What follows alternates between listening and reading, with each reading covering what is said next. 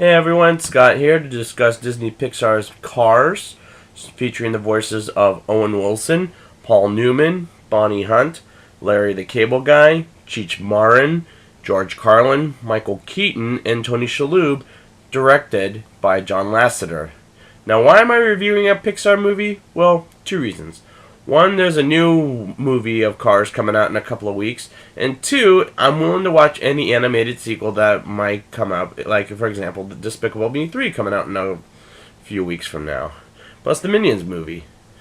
Before I get into this review, I have to say, the people that I saw that seen this movie before don't care about this movie for reasons I'm not sure why. But it might be the plot and the idea of cars having eyes and they're talking. Well, let's get into it.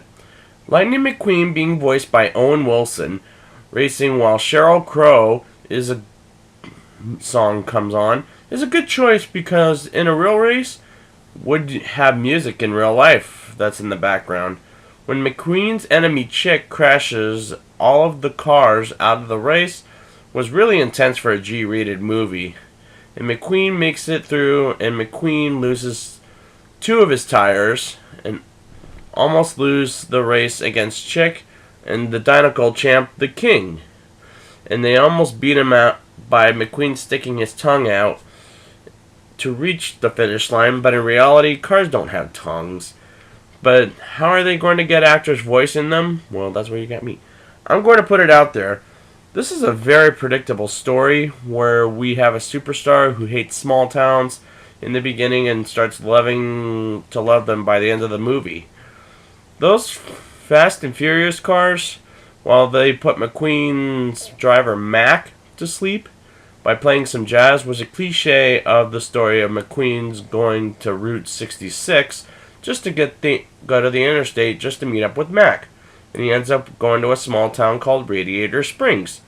The cameo of Jay Leno, as they call him Jay Limo, in California's old governor Arnold Schwarzenegger was pretty funny as a moment in the film. We get introduced to Mater, voiced by Larry the Cable Guy, was a funny character being voiced by a comedian. We also get introduced to Doc Hudson, being voiced by the legendary actor, Paul Newman, who is a bit of a stubborn but a good character. Well, I guess that character was old, so I'm not going to blame Newman for that. In the same courtroom scene, we get introduced to Sally, voiced by Bonnie Hunt. Is a typical character for a romance story for an animated movie for kids. The town's cars are trying to impress a couple of minivans when really they're scaring them away. That scene should have been cut out, which I have to say, this movie is a little too long for an animated Pixar film. Like The Incredibles, it's 2 hours. Kids under the age of 5 can't sit in a movie for 2 or more hours. Mater and McQueen going tractor tipping did make me laugh, just the way Mater honks his horn twice and laughs about it, whereas McQueen does the intense vroom vroom to get all of them to fall down. Was clever until Frank the crop cutter almost slicing McQueen to pieces. Mater driving backwards with like he's a professional at it looks kind of dangerous, even if you have mirrors.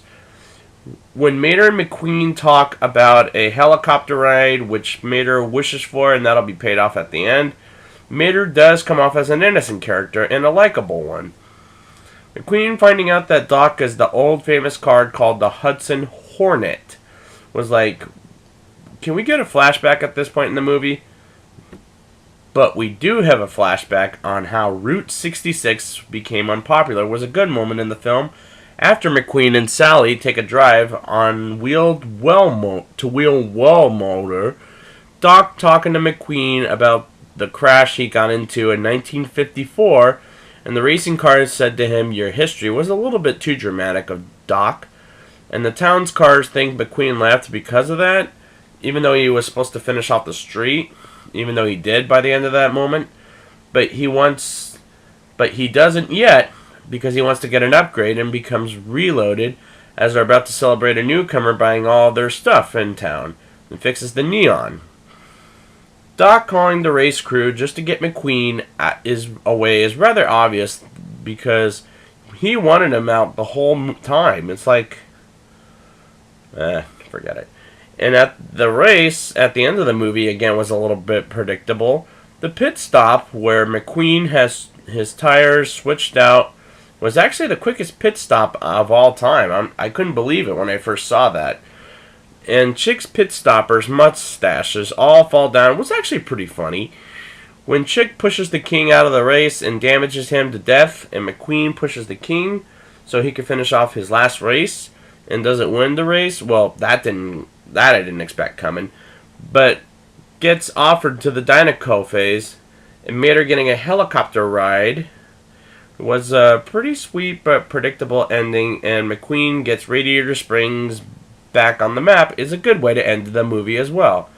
I do like the other characters, like Woody and Buzz Lightyear, or Mike Wazowski, or what's his name, Sully from Monsters Inc. And who else? Oh, the Bugs Life characters. I like those characters coming back in. Now, time to rate the movie. I'll give this movie a 7.3 out of 10. It's cute for what it is, but has a predictable story, which, if I were reviewing Toy Story, it would be a higher rating, but I'm reviewing Cars for the second sequel, Cars 3, and it's a good for the family, and it's pretty good for the family, so next week I'll be back with Cars 2. Until next time, ka-chow!